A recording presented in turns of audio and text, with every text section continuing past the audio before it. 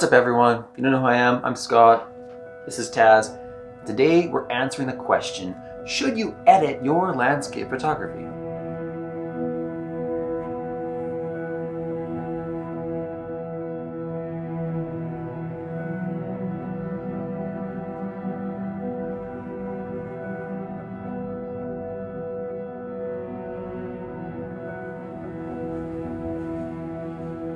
I got asked this question the other day in response to sharing this particular photograph. Can I see the original before it was touched up? Not a fan of CGI. This isn't an uncommon question, and it certainly doesn't hurt my feelings. Several times each and every month I get different versions of this same question. But the base of all of them is the thought that the editing that I've done to my image somehow has turned it into a lie, and that isn't necessarily a true representation of that place. The issue is the idea that they couldn't trust that photograph anymore. Now, before we dig deeper, I want to say that just because I edit my photographs into what someone labels digital art, it doesn't necessarily mean I think less of those who take a documentary approach. I draw a lot of inspiration from the likes of Edward Bertinsky, Elgar Esser, and Hiroshi Sugimoto, who coincidentally wouldn't hold the prestige they do today if they edited their photographs anywhere near the level that I do.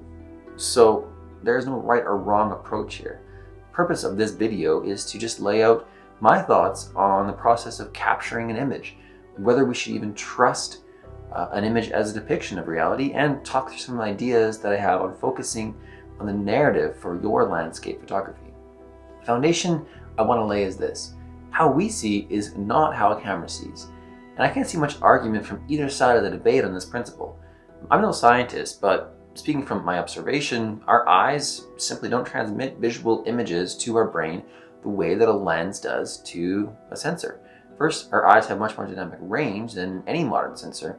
Where a camera sees a bright sky and a dark foreground, our eyes will see the scene fairly evenly lit. And then there is the kind of matter of field of view. Research has kind of stated that our eyes see the world generally the equivalent of around a 50mm lens on a full frame sensor. But even there, we see an asterisk. That's only some of the time. If you ever kind of watched a full moon rise, you'll know we are looking at that moon in a telephoto range instead of at 50mm. So our perception of reality cannot even be distilled down to a single focal length. And finally, our brain processes signal much different than a camera does. A camera captures a scene as it actually is. It won't leave out a single detail. We are very different. A part of our brain, called the lateral geniculate nucleus, compares signal from both eyes and then assembles the important parts into three-dimensional images for our conscious part of the brain. But what does that important part bit mean? The brain only filters a fraction of the information that is transmitted by our eyes. So right now, if you're still watching this video, your brain is telling the lateral geniculate nucleus, hey, send me information from the center of the field of view and focus on that strange man's face. So now stop watching for just a second, and without moving your eyes, try and see what's in the peripheral field of view. So a second ago you didn't see the object to the left or the right because that part of your vision wasn't being passed on to the conscious brain. This is just the beginning. Our brain also filters information based on our preferences and memories. So that in mind is kind of why I think that a photograph never quite looks like it did when you saw it, kind of when you look at it later on the computer. So take this photo for example.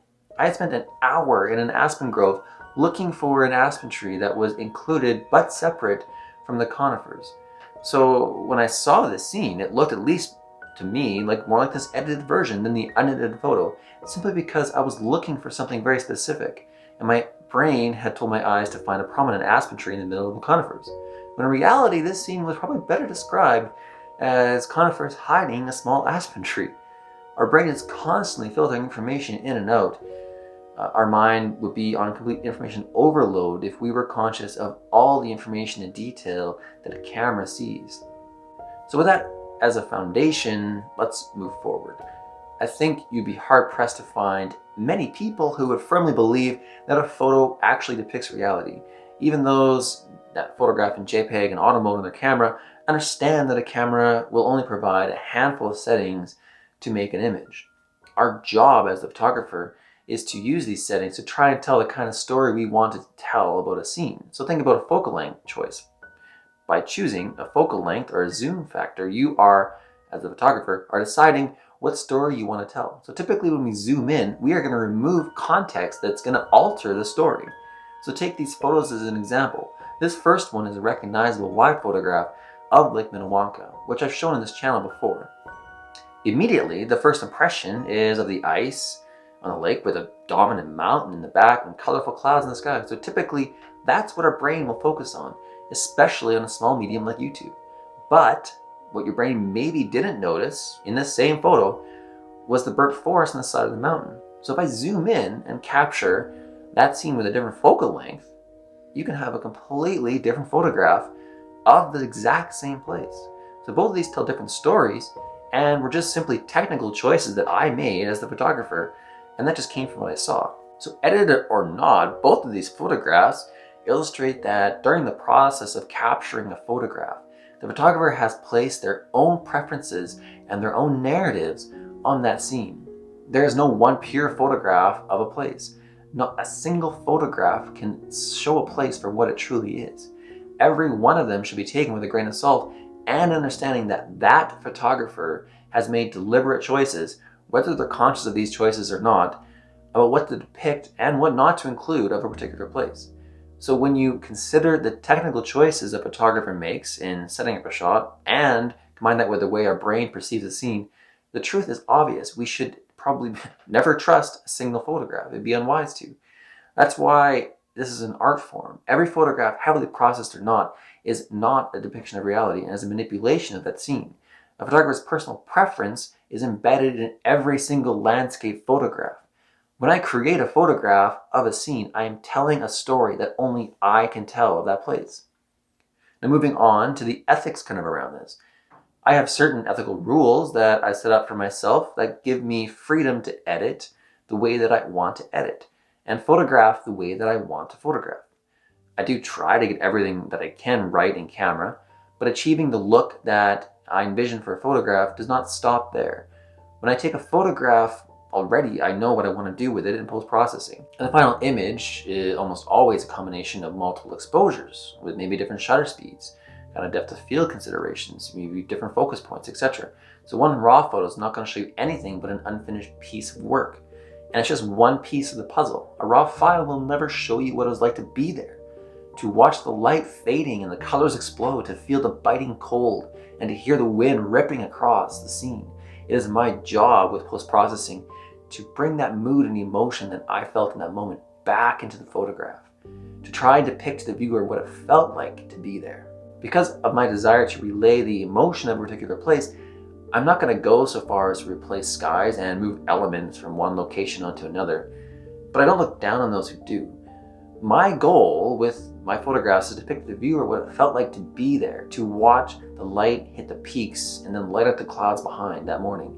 Or maybe even tell a story that's greater than the substance of the photograph and speak to an element of the human experience that happened to be maybe on my mind that day. So personally, I can't do that without editing, but I also can accomplish that with heavy manipulation.